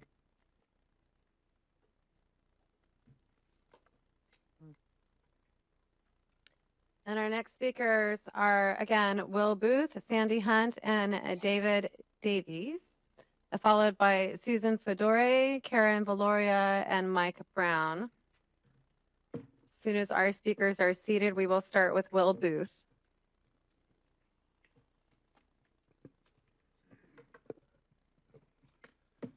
Good afternoon. My name is Will Booth. I am the Director of Operations of a local 501c3 based here in the city of Sea-Tac. I am also a member of the START, and I live right across the street, so I can walk here. So with that, commissioners, good afternoon. As stated earlier, we understand that unlike me and other fellow community members here, you are not here voluntarily. Many of us have almost zero confidence in this body, especially regarding the integrity of your process when it comes to the SEA airport. You've heard the growing cost of things like street repair and healthcare. However, I'm here to discuss housing, specifically affordable housing. There is a community of nearly 600 seniors, many of whom have a disability, or 2, or 3, or 4. Many of those are also veterans or surviving spouses of a veteran, nearly 90% of whom are living on a fixed income. Like myself, we moved to this community for the cost. However, housing and rental prices keep rising, and with the expansion of the airport potentially causing some of these increases, Residents are fearful of losing their homes because they can no longer afford the increased rent. Then there's the fear that the current property owner will eventually put the property up for sale once again. And current residents will be forced to find a new place to live without any way of covering those high costs of moving. How does this impact the SEA airport, you ask? Well, this property of homes is literally directly across the street from the airport. It is potentially a great location for airport expansion. If for nothing else, storage, warehouses. So my question here is, even though there are state programs to assist with communities being shut down and helping to cover some of the moving costs, if qualifications are met, is the port ready to step up and pay their fair share? If so, how do we learn about this? Who do we talk to? Where do we go to apply? We need a name, a phone number, and an email, not a general information blah, blah, blah, where we get a pre-recorded message that takes about 30 to 60 days to receive. We need actual information. And as stated, we all know you're only required to listen today. However, I too want it on record. Before the final EIS, publish a per city cumulative impact table, including Sea-Tac, Burien, Des Moines, and Federal Way, showing the actual housing costs, displacement risks, measured health outcomes, and public cost transfer. If this table appears, we will know you heard us today. However, if not, we know you chose not to, which, as you know, speaks volumes. Thank you. Thank you, Mr. Booth. And our next speaker is Sandy Hunt. Hi, my name is Sandy Hunt. Good afternoon. I'm a defender of Highline Forest and a former union leader with the Highline Education Association. I encourage all community members to dig deeply into one or two sections of the SEPA document and submit your comments by July 21st. I know people are feeling what they're feeling, and I think you really need to express that to our commissioners. I've attended a number of the storyboard sessions, and I learned that without doing any of these projects, the projections, the operations are projected to increase by 20%. If we do these 31 projects, I believe they increase to 23%. That means for the billions and billions of dollars that we're spending, we get a 3% increase in flights. Now, we would like to know what the actual hiring capacity will be and why we aren't doing an EIS based on that high-end capacity when we hear that I guess in 2041 we're going to reach capacity rather than this 3% increase. Please make the maximum potential capacity more prominent in the analysis and provide impact modeling for a much broader GSA as well as for the flight path neighborhoods. Second, I urge the commissioners to require stronger analysis and mitigation recommendations from the staff regarding cumulative impacts and the environmental and socioeconomic consequences of this port expansion. Because cumulative means combined. Table 5.3.1 lists projects individually, but we know if you look across, for example, just the commercial space and highway construction, we've lost over 200 acres of trees, vegetation, and wetlands alone. The community experiences these losses collectively and not one at a time. Finally, communities around the airport are already overburdened and are disproportionately impacted. We need better policies to consider these impacts and use the resources generated by the port to improve the lives of the people near the port, not just the ones in Bellevue, Redmond, and Issaquah. Thank you, Ms. Hunt. Our next speaker is David Davies. My name is David Davies. Thanks for listening. I was born in Des Moines in 1965, spent my whole 61 years here under the airport. And I didn't plan on saying anything tonight. My wife said I should sign up just in case. And then the mayor of Bellevue called in, the mayor of Issaquah called in, the Sea-Tac airport called in, Seattle called in, all sorts of peripheral folks who referred to the region that don't live here. And so I thought, did any of them, when they were putting their pitch in, say, while we want to do this project, we'd like to be a good neighbor to those who it's affecting. And not one of them did. The fine gentleman who came up and petitioned for it being good for jobs, it is good for jobs, but not one of them said, but let's help those people who it's on their back. This project is on the back of 3 communities, Des Moines, Burien, Federal Way, I guess 4, Sea-Tac. If you people don't make the decision to be a good neighbor and consider the people it's affecting, then it will just be another negative thing. I think if you polled those 3 towns, those 4 towns, and said, has Sea-Tac Airport been a good neighbor? That would not turn out to be a good petition. That wouldn't be a good question, because I think 90% of people say, no, it's a terrible neighbor. They don't take care of their people. They don't consider the impact of what they're doing. So what I'm asking isn't that you don't do it. It's going to happen. Growth happens, expansion happens, people need jobs.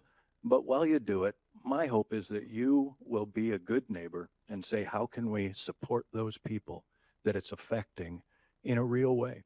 Yes, it'll cost money, but it'll make more money if you do it the right way. Thanks for listening. Thanks, Mr. Davies.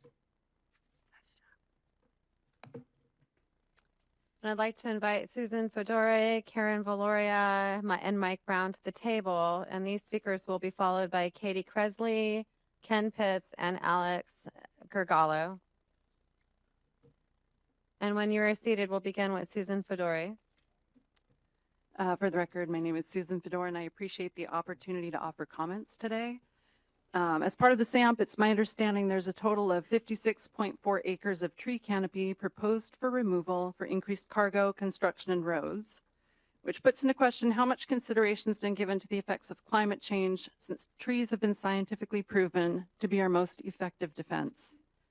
In May, I attended a conference led by scientists, restoration practitioners, and indigenous leaders that focused on different methods that could ease the impacts of climate change. Climate change isn't just a result of burning fossil fuels and greenhouse gas emissions. It's also the direct result of excessive extraction and degradation of our forests, which overwhelms our many waterways, excess runoff and stormwater, and disrupts the Earth's ability to regulate itself and maintain some level of ecological balance.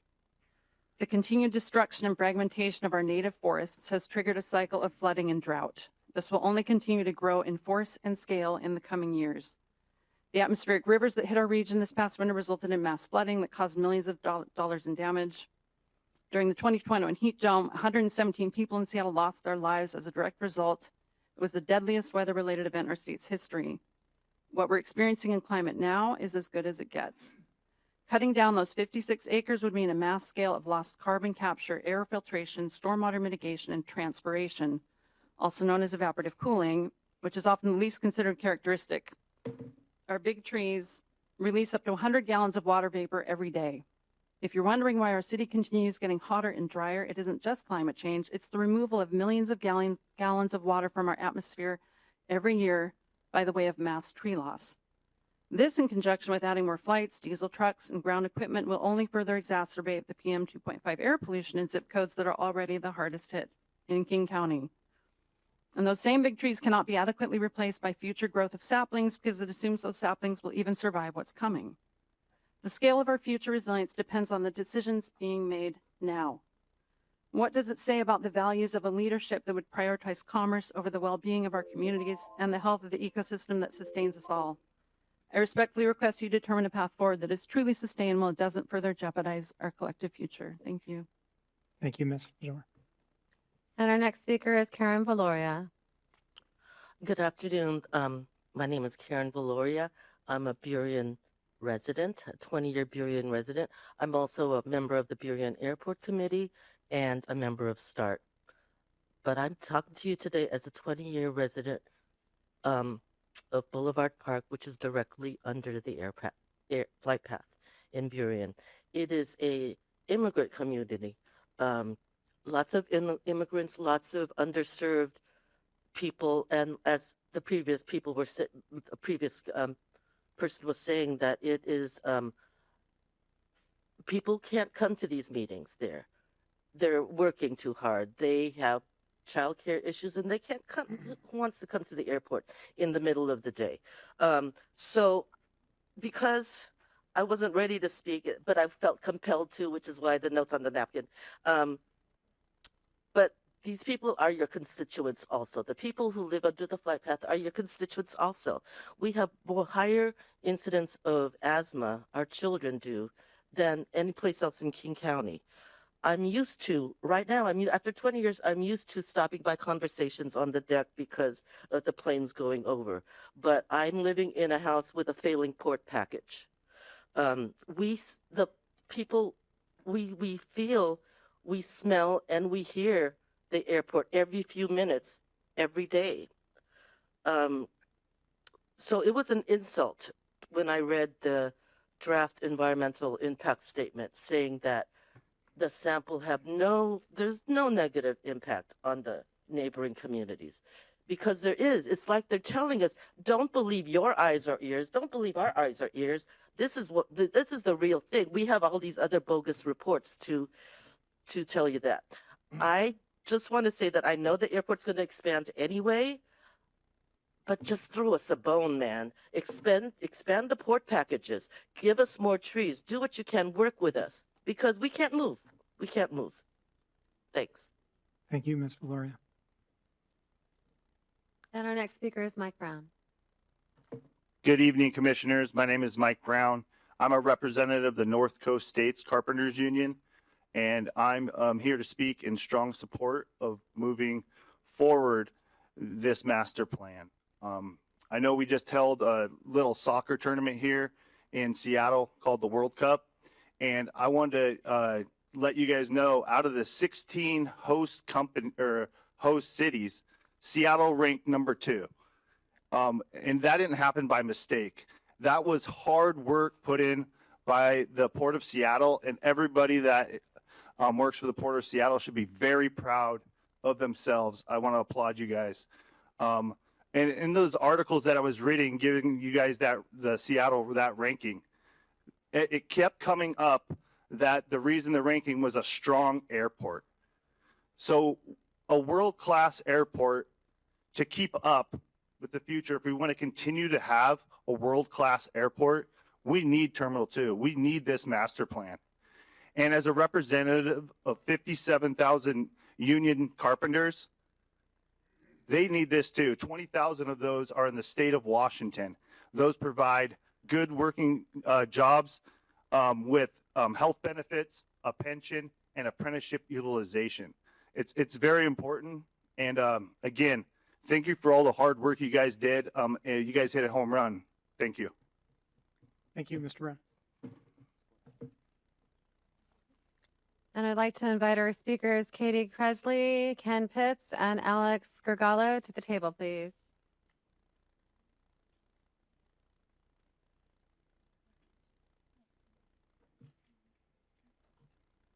And when you're seated and ready, we'll begin with Katie Kresley.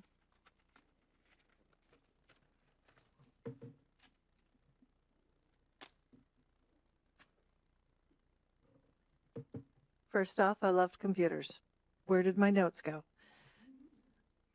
Good afternoon, Commissioners. Thank you for being here today and taking the time to listen to your community. This is where we live. My name is Katie Kresley, and I'm a Sea-Tac resident and publisher of the Highline Journal, a local online news publication serving the Highline community. I also served on the Highline Public Schools Capital Facility Advisory Committee for the past 3 years. One table in the DEIS statement caught my attention. It identifies schools and libraries that remain eligible for sound mitigation, including Puget Sound Skills Center, Beverly Park Elementary School, and the Des Moines Library, as well as the Boulevard Park Library. This made me wonder, what is the plan to complete mitigation at these sites? It has taken considerably longer to rebuild schools than they anticipated. Have previous funding agreements kept pace with today's construction cost? If not, will the Port work with Highland schools and with our local libraries to close those gaps? As the airport grows, so will its impacts on its neighborhoods, its children. And my hope is that every Highline student has the healthiest possible environment to learn and succeed. Our kids already face enough challenges. We shouldn't ask them to overcome unnecessary environmental impacts too. They can't speak for themselves. This is our job. For a project measured in billions at the airport, at this expansion, protecting Highlands kids is just a rounding error. I respectfully ask you, plead with you, please work with Highland schools and our local libraries to update previous funding agreements and to reflect today's costs so that every eligible school and library receives the protection that it needs. Thank you for your consideration. Thank you, Ms. Cressley. And moving to Ken Pitts. Good afternoon, Commissioners. My name is Ken Pitts. I'm a proud member of the North Coast State Carpenters Union. This is my message. Growth does not happen by accident. It happens when leaders are willing to plan ahead, make hard decisions, and invest before a system is pushed past its breaking point. Sea-Tac is already one of the most important economic engines in Washington. It supports businesses, moves people, connects family, brings visitors to our state, and helps keep our regional economy moving forward. But an airport that is this important cannot afford to stand still. If the port does not grow with the needs of the region feels it. Travelers feel it through delays and congestion. Businesses feel it when access becomes harder. Workers feel it when opportunities are limited. Communities feel it when investments go somewhere else because we did not prepare for the future. The demand at Sea-Tac is not going away. More people are traveling, more businesses are relying on regional access, and our economy is only becoming more connected to the rest of the country and the world. The question whether we are going to meet the growth with vision or fall behind because we waited too long. This expansion is not just about a larger airport. It is about keeping the port competitive, keeping our economy strong, and making sure major investments create real opportunities. That includes good jobs, state-registered apprenticeship pathways, and careers that allow workers to build skills, support their families, and take pride in building something that will serve in this region for generations.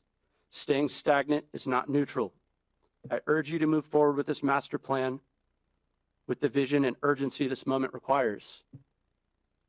And I don't want you to just hear this message, I want you to feel it, because this master plan is going to create jobs that provide life-changing wages for my brother and sister members. Thank you.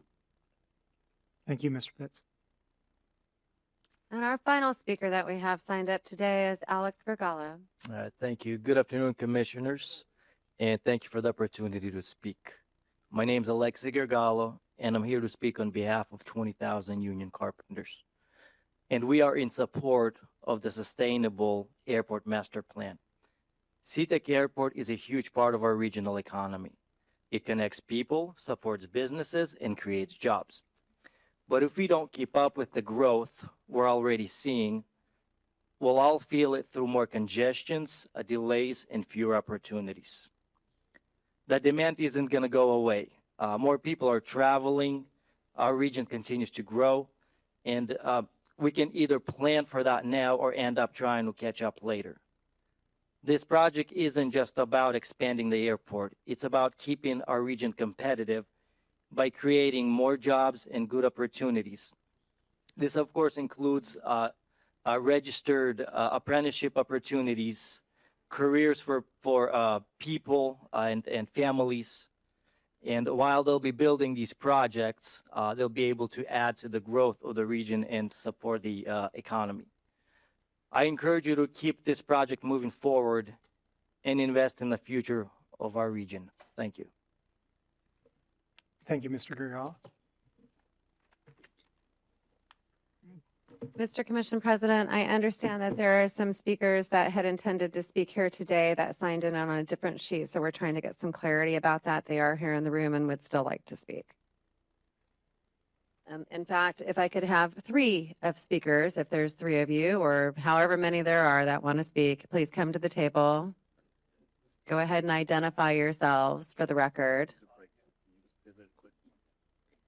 We can go. I mean, we have quorum. Thank you. And just for clarity, are these the only 2 speakers remaining? Okay, thank you. Please go ahead and identify yourself, whoever wants to speak first, and then I'll start the timer.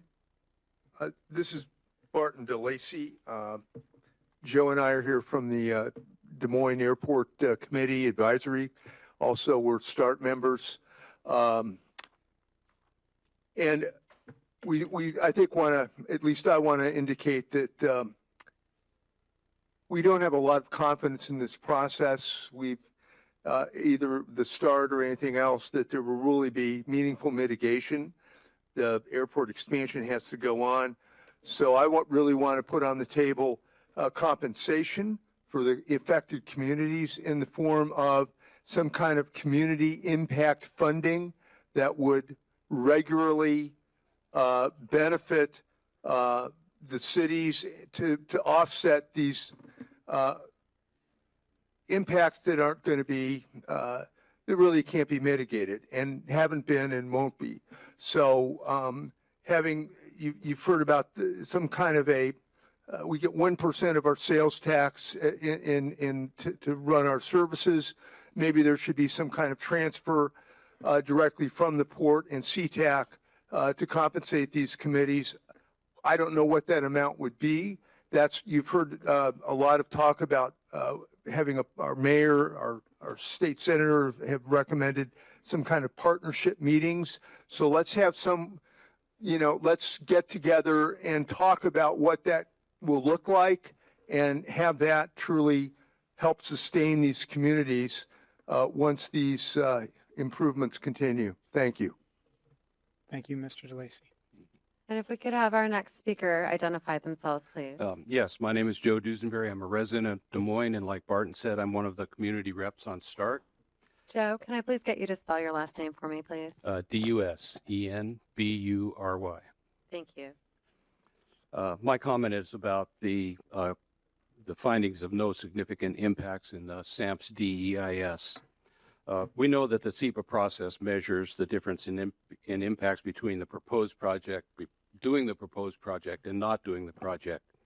Your staff and consultants have a chart that shows the projected growth in passenger volume for each option. From now until 2037, the two lines show that the difference in passenger volume between the two options increases to about 5 million annually. The SEPA measures the impacts of the plan to accommodate that increase, not the cumulative total of the impacts. Unfortunately, the residents of SEA's fence line cities do not live between those two lines. We must live with what's happening now and plus all the future impacts, regardless of which line you choose. At 2,500 acres, SEA is literally the smallest top-tier airport in the country. It is also one of the most constrained. It is surrounded by dense urban areas. SEA has 3 parallel runways, north-south, with a north-south weather pattern. There's no way to modify the flight paths to spread the noise and pollution around like some airports with cross runways can. These factors make any normal mitigation measures impossible. Does this project even make financial sense? The incremental passenger growth between doing the project and not doing the project tops out at about 5 million passengers in 2037 and beyond. This project's going to spend basically $5.5 million just to add what amounts to less than a 10% increase in our population.